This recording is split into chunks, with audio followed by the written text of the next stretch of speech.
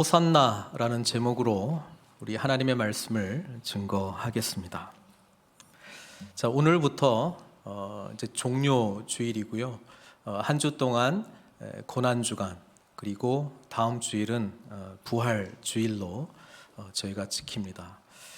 이 한 주간 동안 어떻게 보면 우리 기독교의 핵심적인 모든 중요한 사건과 또 내용들이 가장 담겨져 있는 한 주라고 해도 과언이 아닙니다. 오늘부터 우리 주님께서는 공생의 기간 동안에 여러 일들을 많이 하셨지만 우리 제자들에게만 나는 메시아, 하나님의 아들이라고 하는 것을 알려주었고, 그 다음에 이제 어떤 일들이 이루어질지 제자들에게 알려준 거는 최근에 일어난 일들이거든요. 내가 예루살렘에 가서 고난을 받고 죽임을 당하고 사흘 만에 다시 살아나게 될 것이다. 이 이야기를 했어요. 그리고 이제 아무에게도 이런 이야기를 하지 말라. 그렇게 이제 말씀을 하셨는데, 오늘 21장에 우리 주님은 이제 공개적으로 나는 우리 조상들이 선지자들을 통해서 그렇게 예언했던 메시아, 바로 메시아다라고 하는 것을 공개적으로 이제 드러내는 첫 번째 사건이 사실은 됩니다. 물론 이전에 알아듣는 사람들도 있었고 못 알아듣는 사람들도 있었는데, 적어도 우리 주님께서 직접 내가 메시아다라고 하는 것을 알려주기 원했던 이 공개적인 시점은 지금이라고 우리는 좀 볼 수 있습니다. 그리고 많은 사람들이 우리 주님께서 이제 메시아다라고 하는 것을 또 호응을 합니다. 종려주일이라고 부르는 게 이날 예루살렘으로 이제 들어가시는 그 장면을 보면은 많은 사람들이 이제 종려나무 가지를 흔들면서 호산나 다윗의 자손이여 찬송하리로다 이렇게 시편 118편의 그 말씀들을 인용하면서 메시아로 오시는 우리 주님을 맞이했거든요. 그래서 지금 백성들의 반응도 그렇고 예수님께서 의도적으로 그냥 들어오시는 게 아니라 스가랴 선지자가 예언했던 것처럼 앞으로 예루살렘에 오실 그 메시아 왕은 이제 나귀를 타고 들어오게 될 텐데, 주님께서 또 일부러 나귀를 타고 또 들어오신다라고 하는 것이죠. 근데 문제는 뭐냐면 여기서 이제 호산나라고 외치잖아요. 이제 호산나라고 하는 뜻은 우리를 지금 구원하소서라고 하는 뜻이거든요. 우리를 구원하소서라고 하는 뜻인데, 이 구원, 지금 백성들이 원했던 이 구원과 예수님께서 주시고자 하는 이 구원이 과연 일치했는가라고 하는 점에서는 저희가 질문을 가질 수밖에 없습니다. 결론적으로 말하면 주님께서 주시고자 하는 구원 말고 이 백성들은 예수님께서 메시아로 오셨기 때문에 자신들이 생각했던 구원을 호산나에 담아서 우리를 구원하소서 이렇게 이제 강력하게 외쳤다라고 하는 사실이죠. 자, 이것을 어떻게 알 수 있느냐?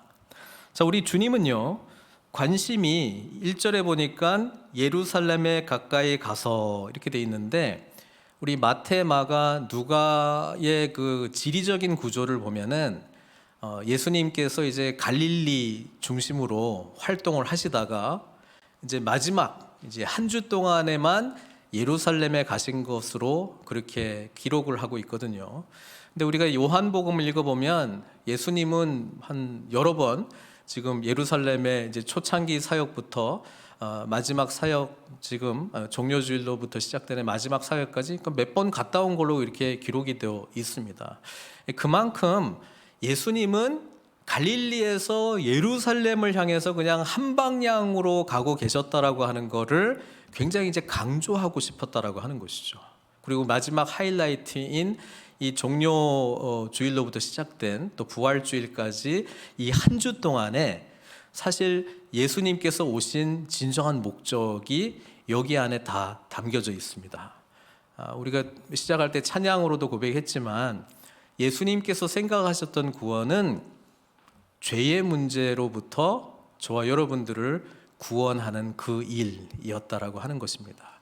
그런데 우리를 구원하소서 호산나 호산나 이렇게 막 열광하고 찬송을 올려드렸던 이 백성들은 죄로부터의 구원을 과연 원했는지는 저희가 질문을 던질 수밖에 없습니다.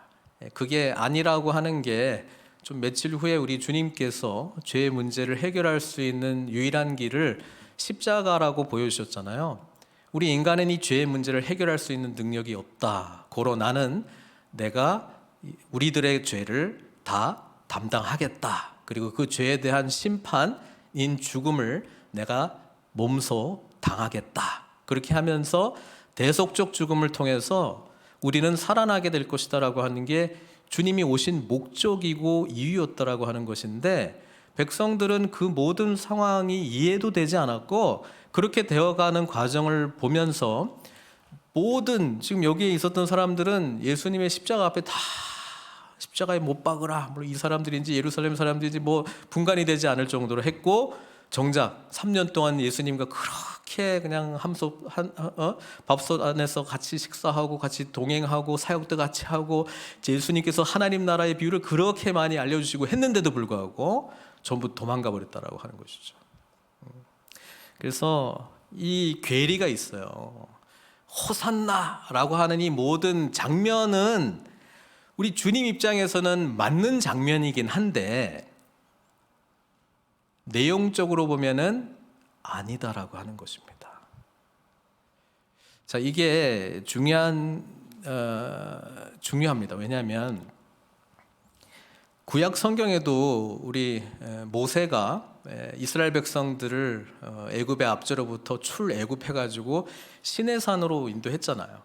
그래서 하나님으로부터 그 생명의 말씀, 이제 하나님은 나의 백성, 이제 제사장 민족으로 내가 삼아 줄 거야.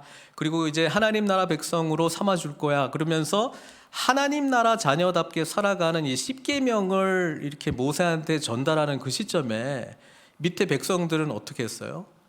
구원의 의미를 이 우상을 만들어 가지고 거기다가 표출을 해버렸거든요.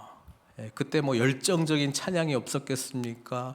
분위기가 뭐 안 뜨거웠겠습니까? 막 부흥이 일어나는 그런 열정적인 분위기 가운데 사로잡혀 있었는데, 정작 하나님께서 보실 때는 죄로 그냥 똘똘 뭉친 공동체로밖에 보이지 않았다라고 하는 사실이죠. 그때도 십계명이 깨져 부서질 수밖에 없었습니다. 그리고 한 번 더 새로운 계명이 하나님의 방법대로 가는 것을 보면서 우리 주님께서 첫 번째 깨진 돌판처럼 말씀 자체이신 주님께서 부서져야만 했다라고 하는 사실이죠. 자, 우리가 하나님 앞에 하나님은 나의 구원자이십니다. 예수님은 나의 구원자이십니다. 이 고백으로 저희가 반응하면서 예배를 드리는데요. 과연 어떤 것에 대한 구원으로 우리가 하나님을 찾아왔는지는 늘 물어야 된다라고 하는 사실입니다. 우리 주님은요, 일관적이었습니다. 성경은 일관적이었습니다. 어떤 메시아가 올 것인지에 대해서. 그래서 마가복음 10장 45절 우리가 잘 알고 있는 말씀인데요. 한 목소리로 같이 읽겠습니다. 인자가 온 것은 섬김을 받으려 함이 아니라 도리어 섬기려 하고 자기 목숨을 많은 사람의 대속물로 주려 함이니라. 요것 때문에 내가 왔다. 비로소 제자들에게 알려주셨거든요. 주는 그리스도시요 하나님의 아들이십니다 라고 고백을 할 때에 정말 내가 진짜 온 목적을 알려주셨다라고 하는 사실이죠. 만약에 이렇다면 예수님은 이 마태복음의 일관된 관점은 갈릴리에서 하나님 나라 복음을 선포하고 온 인류의 죄의 문제를 해결해 주시기 위해서 예루살렘을 향해서 집중적으로 나아가고 있는데요. 우리의 관점도 주님을 만나면 만날수록 예루살렘에서 이루어진 죄의 문제에 대한 해결로서 그리스도께서 오셨다라고 하는 부분에 동일한 관점을 가지고 가고 있는지 묻고 있다라고 하는 사실이죠. 때로는 구원자 예수 그리스도 호산나 이렇게 이야기할 때요, 내가 원하는 일을 또는 내가 당하고 있는 일로부터의 구원을 바라면서 호산나 이렇게 부르짖을 때가 많이 있습니다. 이게 뭐 전혀 틀렸다 이런 내용은 아닙니다만은 궁극적으로 뭐로부터의 구원인가 라고 하는 것을 망각하기 시작할 때 구원을 내가 중심이 되어서 내가 원하는 것을 이루는 구원자로 우리 주님을 변경시키고 있다라고 하는 것을 우리는 늘 인식해야 됩니다. 그래서 십자가에서의 죽으신 그리고 부활하신 주님을 우리가 복음 안에서 늘 새롭게 만나지 못하면 얼마든지 우리는 내가 이용하고 싶은 주님으로 예수님을 둔갑시킬 수 있다라고 하는 사실이죠. 그래서 오늘 본문을 보면서 이제 그 나귀, 예수님께서 제자 2명을 보내면서 맞은편 마을로 가라. 거기에는 이제 메인 나귀와 나귀 새끼가 함께 있는 것을 보리니 풀어 내게로 가져와라. 뭐 이런 거를 이제 시켜요. 그리고 이제 마태복음은 뭐 4절과 같은 말씀이 여러 번 반복이 되거든요. 이게 뭐냐면 이는 선지자를 통하여 하신 말씀을 이루려 하심이라. 마태는 이거에 굉장히 신경을 많이 써요. 예수님이 하셨던 뭐 태어날 때부터 뭐 예수님께서 하셨던 사역들, 말씀들 그런 것들을 전부 구약 성경의 선지자들과 연결시키기를 원했어요. 그거를 알려주고 싶었어요. 왜냐하면 예수님께서 오신 게 오래전부터 하나님께서 약속하신 선지자를 통해서 예언하셨던 말씀의 성취로 오신 것이다 라고 하는 것을 알려주고 싶었기 때문에 우리 하나님 나라의 복음이 선포될 때에 때가 참해 이런 이제 표현이 있잖아요. 우리 마가복음 10장 15절에 때가 찼고 하나님의 나라가 가까이 왔으니 회개하고 복음을 믿으라. 그러니까 이 때는 헬라어를 보면 이제 크로노스가 있고 카이로스가 있단 말이에요. 크로노스는 그냥 우리가 알고 있는 시간이고 카이로스는 하나님의 때라는 거죠.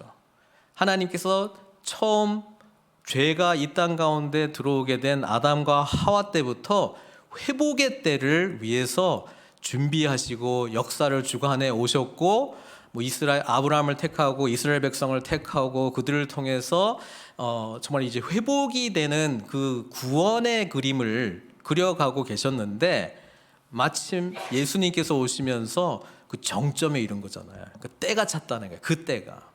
그러니까 그 때의 의미를 보면은 드디어 이 죄로 말미암아 세상이 다 깨져버렸는데 하나님과의 관계도 깨졌고 이 세상도 깨졌고 결국 이 죄로 인해서 죽음만이 우리가 이제 당할 수밖에 없는 심판인데 이걸로부터 우리를 이제 구원해 주시기 위해서 오래전부터 주님께서는 예수님을 보내실 것을 예비하셨고 이스라엘의 모든 역사, 선지자들의 모든 말씀은 예수님이 오실 것이다. 그리고 마침내 주님이 오심으로 말미암아 하나님의 나라가 시작이 되었다라고 하는 것입니다.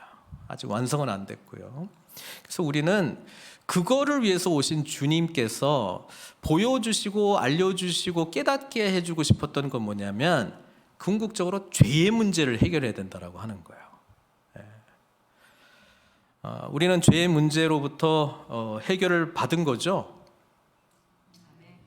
아멘인데 그런데 여전히 해결을 받아야 되는 과정이 있어요. 예수님께서 죄의 문제를 단번에 완전히 해결해 주셨는데 여전히 오늘 우리가 해결해야 될 죄의 문제가 있어요. 이게 하나님 나라가 이미 도래하였고 아직 도래하지 않은 저와 여러분들의 실상이에요. 그래서 구원은 받았지만 계속 두렵고 떨림으로 현재 이루어야 되고요. 앞으로 완성될 구원이 있다고 과거, 현재, 미래로 구원에 대해서 성경은 이야기를 하고 있습니다. 그러니까 과거의 구원에 집착한 나머지 현재 내가 두렵고 떨림으로 구원을 이루어야 될 내용이 없다라고 생각하는 것은 착각이에요. 이거 너무 이제 빠져버리면 맞는 말이긴 한데 오늘 우리가 싸워야 될 죄의 모습들이 있다는 것이죠. 그러니까 이거를 우리가 발견하면서 해결 방법은 결국 이미 이 죄의 문제를 위해 단번에 십자가에 죽으신 주님 믿음으로 이제 우리가 승리하는 거거든요. 그것을 날마다 극복해 나가면서 우리는 부활하신 주님의 은혜에 깊이 참여하게 된다라고 하는 사실입니다. 제가 오늘 이제 본문을 보니까 이제 물론 스가랴 선지자가 예언해서 스가랴 선지자의 예언은 앞으로 미래에 메시아 왕이 올 건데 낙이 타고 올 거다. 이거를 모르는 이스라엘 사람들은 없었을 거예요. 그러니까 주님께서 의도적으로 이 나귀를 타고 예루살렘에 입성하는 이 내용은 뭐냐면 내가 바로 구약에서 예언되었던 바로 그 메시아다라고 하는 것을 만천하에 알린다라고 하는 사실이죠. 자, 이게 이스라엘 백성들에게는 전혀 모르는 일이 아닐 수밖에 없는 게 솔로몬도 왕이 될 때에 나귀를 타면서 기름 부음 받고 왕으로 이제 선포되었고요. 구약의 곳곳에 왕으로 이제 취임하게 되는 과정 속에 나귀를 타고 가는 그 모습이 있어요. 이게 뭐냐면 진짜 왕은 누구라는 거예요? 하나님. 그리고 나는 가장 낮고 낮은 모습으로 하나님의 택함 받은 기름 부음 받은 자다라고 하는 의미가 있습니다. 그리고 오직 왕을 왕되게 하는 거는 무슨 어떤 그 인간적인 어떤 방법에 의해서 왕이 된다라기보다도 하나님의 택하심과 부르심 속에 있다라고 하는 내용이 사실 거기에 담겨져 있거든요. 그래서 주님께서는 항상 어떤 구원자를 택할 때 약한 자, 자격이 없는 자, 외적으로 세상적으로 자격이 없는 자를 택하셨다라고 하는 것입니다. 왜? 바로 그 사람을 택할 때에 이 모든 구원은 하나님이 이루셨다라고 하는 것을 모든 사람이 알 수 있기 때문에 가능하다라고 하는 사실이죠. 근데 저는 이제 나귀의 이 내용을 보면서 요 내용 안에 여기 나귀 복음이 있네 이런 생각을 좀 했어요. Gospel of the donkey gospel이 있어요. 이게 뭐냐면은 여기 나귀가 어떤 상태냐면은 메인바돼 있다라는 것이죠. 메인바돼 있어요. 나귀의 특징이 좀 이렇게 약간 고집세고 완고한 약간 그런 이미지가 있잖아요. 우리가 죄의 종로로 타는 나의 욕망에 사로잡혀 있는 그리고 세상 풍조에 종속되어 있는 그리고 그 배후에 사탄에게 종속되어 있는 것이 죄가 들어온 세상의 현 주소라고 하는 사실이죠. 우리는 매여 있어요. 근데 세상은 우리에게 이렇게 말해요. 너희는 매여 있는 게 아니라 정말 진짜 다른 사람이나 어떤 거에 영향받지 말고 네가 참되게 왕이 되면은 너는 진짜 자유를 누리게 될 거야. 그러니까 오히려 자기중심성을 엄청나게 강화시키는 메시지를 해요. 결국 네가 세상의 중심이니까 하고 싶은 대로 살아. 자유라고 하는 것은 내가 하고 싶은 것을 이룰 수 있는 세상이 가장 좋은 거야. 맞는 말인 것 같은데 약간 이제 인간성에 대해서 전제하고 있는 게 뭐예요? 그건 뭐냐면 인간을 긍정적으로 보고 있는 거거든요. 근데 성경을 알고 있듯이 인간을 긍정적으로 보기는 했으나 뭐 때문에 우리가 부정적인 존재가 된 거예요? 죄 때문에. 그러니까 죄의 문제를 해결하지 못한 인간이 자기중심성이 극대화되면 어떤 일이 일어날까요? 싸움이 일어나고 대립이 일어나고 파괴가 일어날 수밖에 없어요. 왜? 서로 내가 중심이 되는 세상이 붙기 시작하면 그 누가 최고의 주인이냐 요거 가지고 항상 싸울 수밖에 없기 때문에 그러니까 세상 모든 문제는 이 죄의 문제를 해결하지 못하고 인간 존중으로 가잖아요. 그러면 좋은 세상이 될 것 같긴 한데 이론적으로는 그 세상이 결코 우리에게 오지 않는다라고 하는 사실입니다.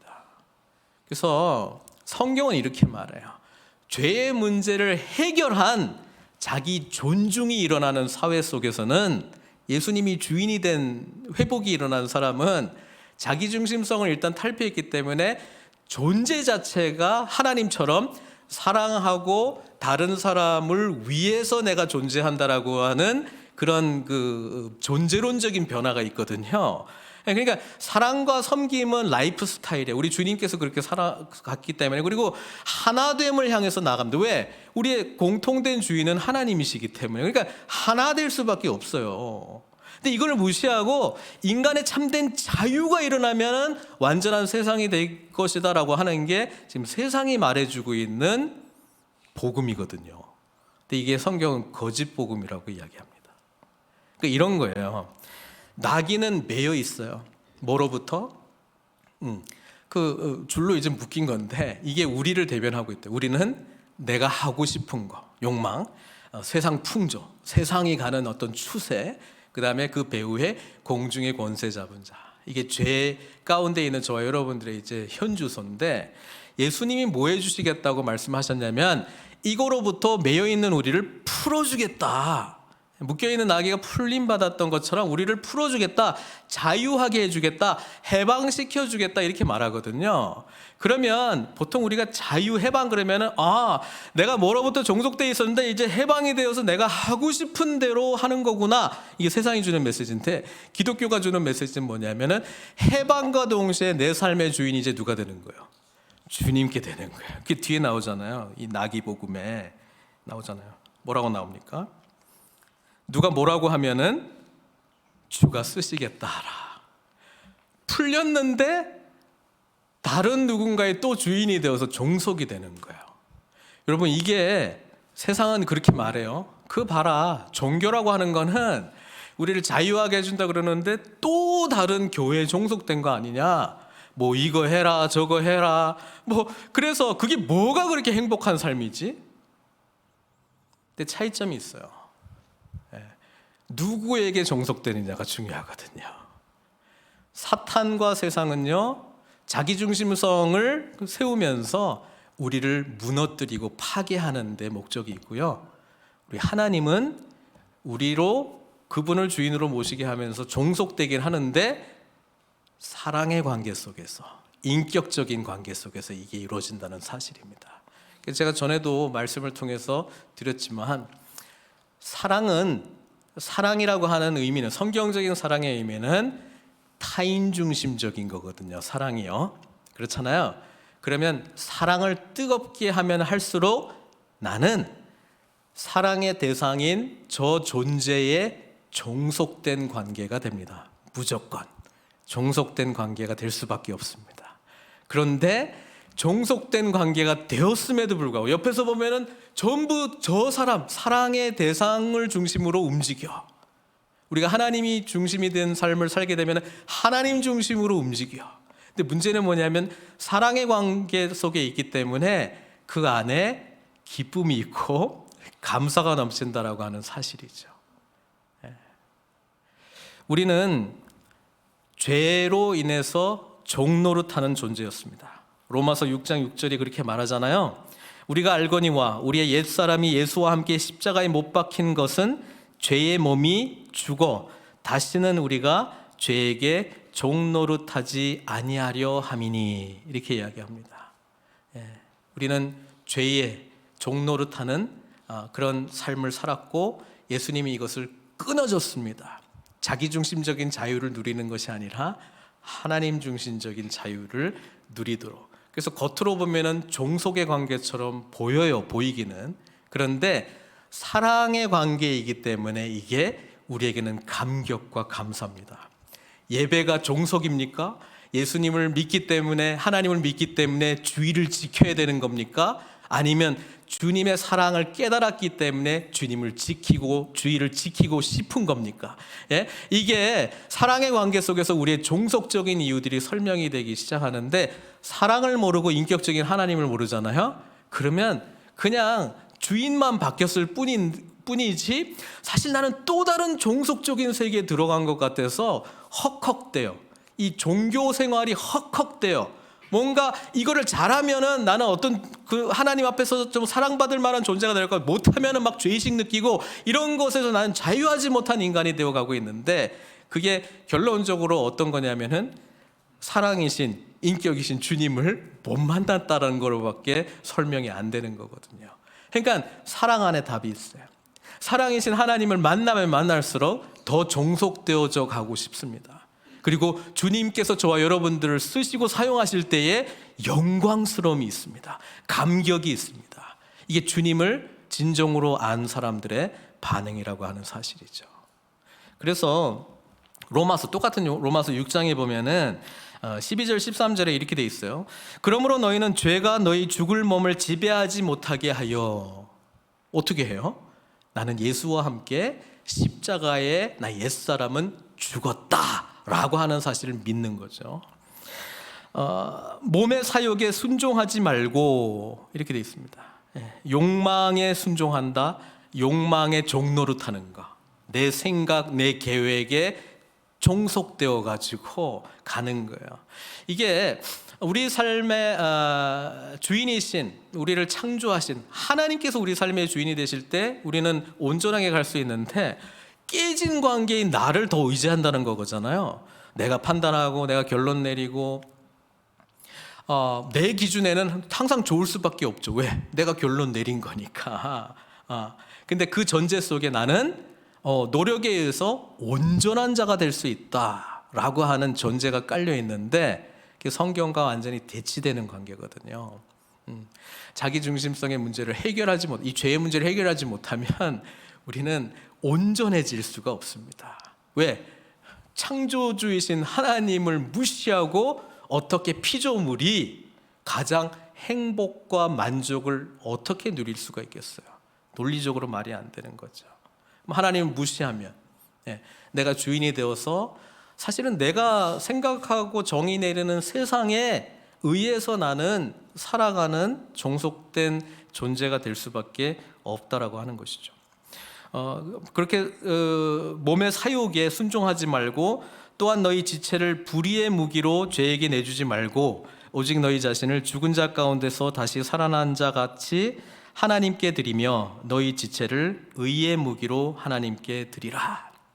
의의 무기라고 번역되어 있는데 instrument of righteousness, 도구, 의의 도구로, 주님께서 쓰시는 의의 도구로. 이런 무기적인 용어나 도구가 싫다면은 에베소서 2장 10절 말씀도 있습니다. 우리가 구원받은 목적, 우리는 그가 만드신 바라. 원어적인 의미가 잘 이렇게 오진 않아요. 약간 시적인. 다른 영어 성경에는 We are His masterpiece, 걸작품이다. 하나님의 걸작품이다. 그런데 공동체적인 용어가 있고 단수가 있어요. 우리가 하나의 걸작품이다. 그 하나의 걸작품은 그리스도를 머리로 한 교회를 말하고 있는 거거든요. 그래서 계시록에도 그리스도의 신부는 교회를 말하고 있는 거거든요. 계시록에 보면 여러 신부들이 모여 있는 게 아니고 한 신부, 몸된 교회가 하나 딱 있는 거잖아요. 그 걸작품을 하나님께서 창조하셨어요.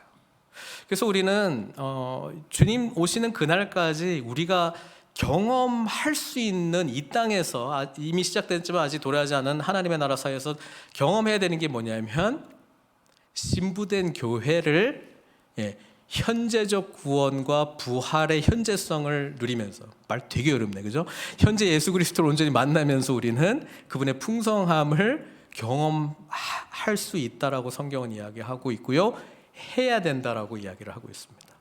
근데 그렇게 하려면 죄의 문제를 온전히 해결한, 회심이 온전히 이루어진 주님을 만나는 사람들 중심으로 이 일들이 진행되어 간다라고 성경은 말해주고 있습니다. 왜? 그게 바로 주는 그리스도시요 살아계신 하나님의 아들이십니다라고 그 단어 하나하나의 모든 의미를 온전히 깨닫고 구원, 죄로부터의 구원이다라고 하는 것을 온전히 깊이 깨달은 자들이 고백했던 그 공동체가 진정한 교회 공동체가 되기 때문에 그렇습니다. 죄의 문제를 해결받은 우리는 예수 그리스도를 주인으로 모시고 진정으로 자유한 존재가 됩니다. 그리스도와의 사랑의 인격적인 관계 속에서 우리가 행하는 모든 일은 하나님이 기뻐하신 일이라는 확신 속에서 진행되어 가기 시작하고, 그리고 공동체 안에서 정말 사랑의 하나님의 그 풍성하신 은혜를 누리게 된다라고 하는 사실이죠. 이게 성경이 말해주고 있는 구원받은 공동체인 교회, 걸작품을 이야기해주고 있잖아요. 그래서 우리는 그가 만드신 바라 그리스도 예수 안에서 선한 일을 위하여 지으심을 받은 자니. 선한 일은 깨진 인간이 정의내린 선함과 악함 사이에서 선한 일을 말하고 있는 것이 아니고요.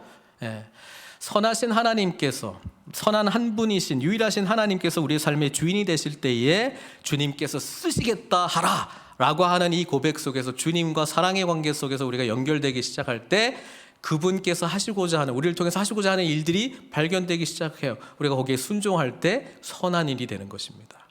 우리를 통해서 하시는 하나님의 일은 그러므로 선한 일이 될 수밖에 없어요. 이것도 구분이 안 돼가지고 내 중심적으로 이거는 선한 일이다, 안 선한 일이다, 이거는 우선적인 선한 일이다, 우선적이지 않은 선한 일이다, 그것도 정해버려요. 그래가지고 이거 하자, 아젠다로 이렇게 내어가지고 하는 일들은 겉으로 보기에는 선한 일일 수 있어요. 선한 일일 거예요, 아마. 그런데 진정한 선한 일은 선하신 하나님께서 우리의 삶의 주인이 되셔서 우리를 통해서 행하시는 일이 될 때에 선한 일이 되는 것이고, 그걸 위해서 저와 여러분들이 구원받은 존재라고 하는 것을 에베소서 2장 10절은 분명히 말씀하고 있죠. 그래서 선한 일을 고르고 있는 나를 보면 어떨 때 어느 것을 할까요? 이런 게 있죠. 선한 일을 고르고 있는 나를 보고 상황적인 것들을 바라보면서 이건 될 것 같고 안 될 것 같고 하고 있는 나를 보면서 내가 하나님의 선한 일을 하고 있는 건지 내가 하고 싶은 선한 일을 하고 있는 건지를 분별할 줄 알아야 돼요. 나쁜 건 아니에요. 그렇지만 예수 그리스도를 주인으로 모시고 죄로부터 속박이 끝나고 주님과의 영원한 종속적인 사랑의 관계를 누리게 된 우리의 반응은 우리가 주도적으로 하는 것이 아니라 주님 가신 곳이 내가 가는 곳, 주님이 하시는 일이 내가 하고 싶은 일, 주님께서 우리 안에 시작하신 선한 일이 온전히 열매 맺기를 바라면서 꿈을 가지고 아직 안 될 것 같은데 주님께서 주신 귀한 비전이니까 믿음으로 끝까지 가는 거, 이게 예수님을 주인으로 모시고 살아가는 삶의 모습이라고 하는 것이죠. 그래서 종속이 되긴 하는데 그 다음에 나귀가 어떻게 돼요? 나귀 위에 사람들이 겉옷을 그 위에 얹고 그게 누가 앉으셔요? 주님이 앉으셔. 그러니까 우리의 삶에, 우리의 마음의 주인 자리에 누가 앉는 거예요? 예수님이. 그러면 나귀가 어떻게 돼요? 자기는 그냥 묶여 있다가 지금 누가 탔는데 가는 곳곳마다 종려나무를 그냥 뿌리고 뭐 호산나 부르고 난리가 나네. 나귀는 이게 뭔 일이요? 이러고 있을 거 아니에요 지금. 난 그냥 묶여 있는 게 차라리 좋았을 것 같아. 근데 막 존귀함을 받는 거 이러는 거잖아요. 그러니까 우리가 그렇게 된다는 거예요. 우리가 예수 안에 있으면 우리는 나라와 제사장이 되는 거예요. 왕 같은 제사장이 되는 거예요. 내가 뭐 능력이 있어서 아니고 그분께서 나를 풀어주셔가지고 내 삶의 주인이 되셔가지고 내 마음의 왕자의 그분이 앉으시고 내가 행하면 존귀함을 받는 거예요.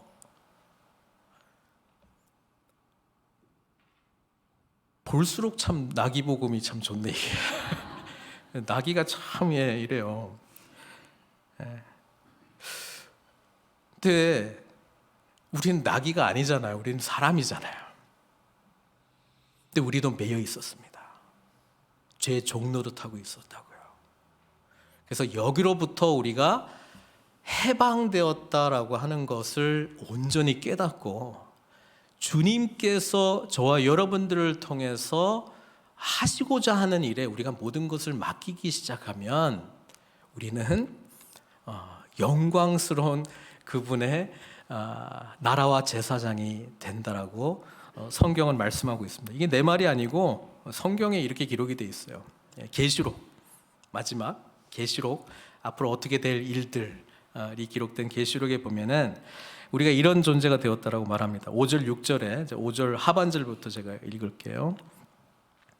우리를 사랑하사 그의 피로 우리 죄에서 우리를 해방하시고 풀리고 그의 아버지 하나님을 위하여 우리를 나라와 제사장으로 삼으신 그에게 영광과 능력이 세세토록 있기를 원하노라.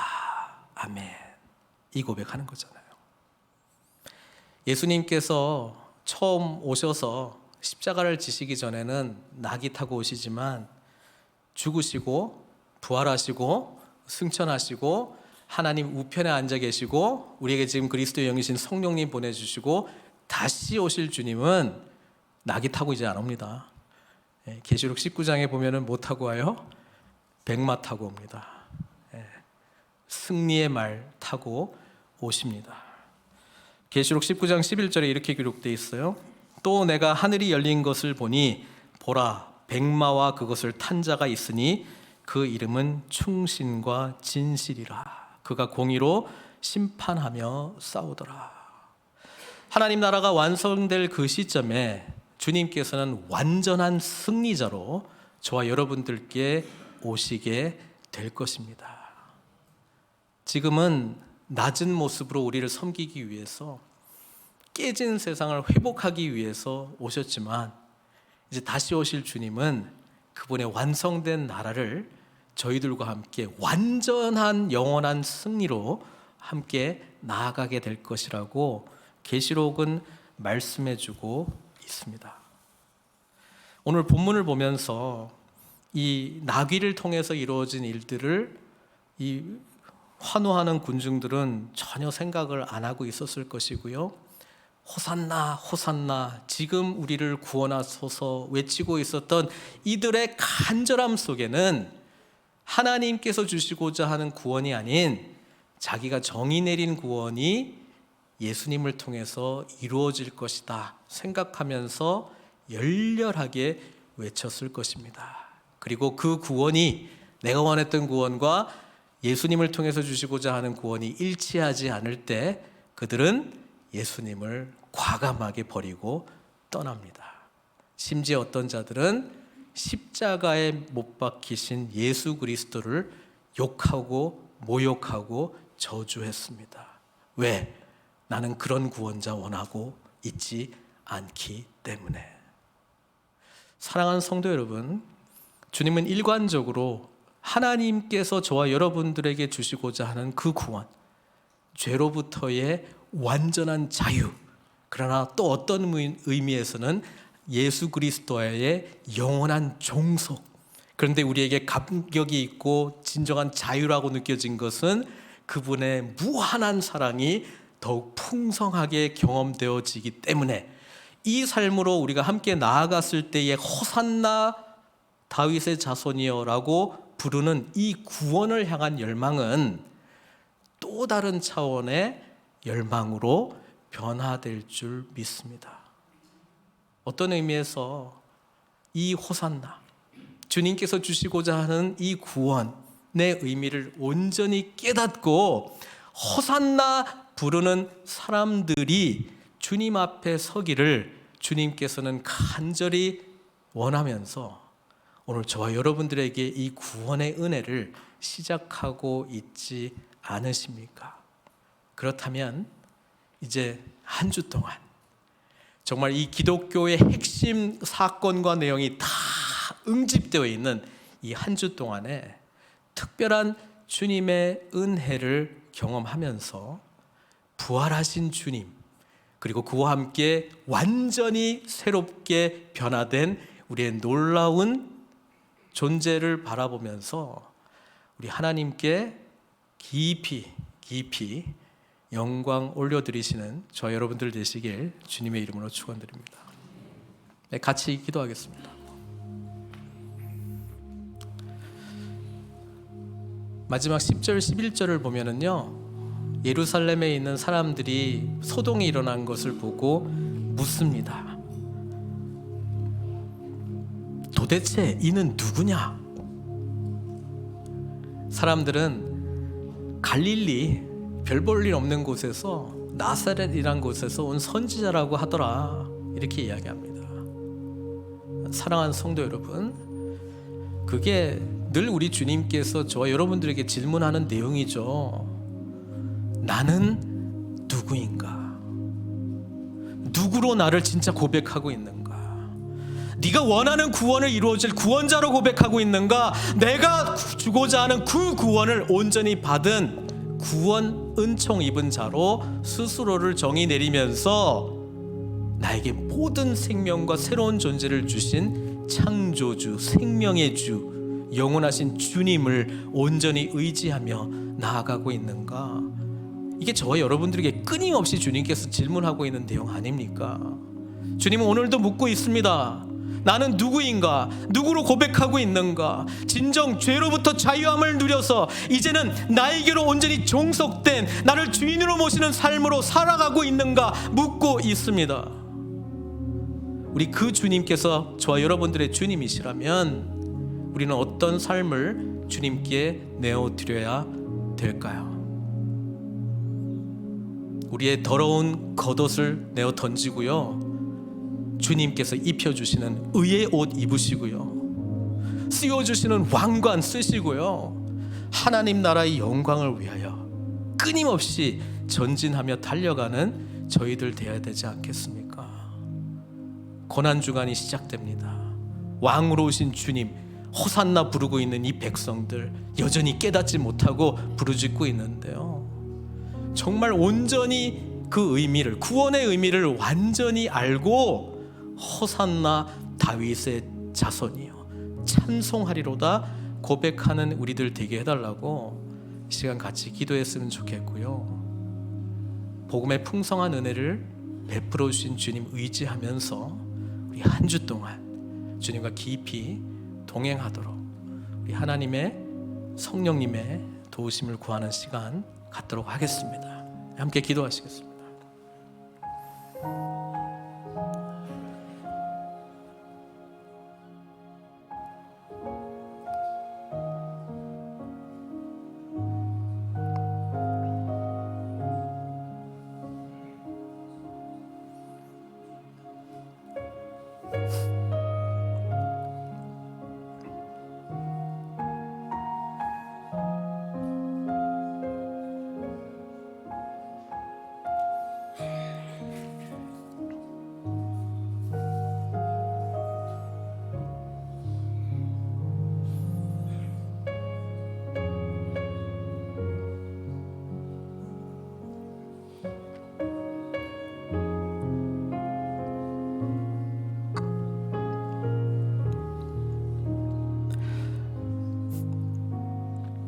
하나님 주님 오실 때,